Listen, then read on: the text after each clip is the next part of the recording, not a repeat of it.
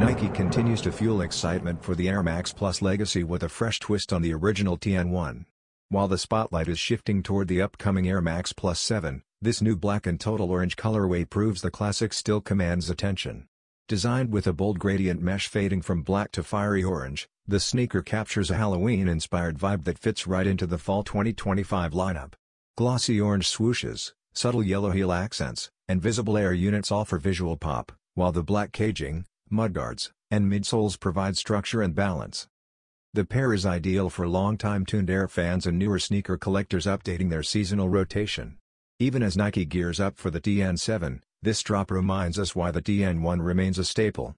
Set to release between July and September 2025, the black and total orange Air Max Plus TN1 will retail for $180 via Nike.com and select stores, combining heritage, hype, and timely color play.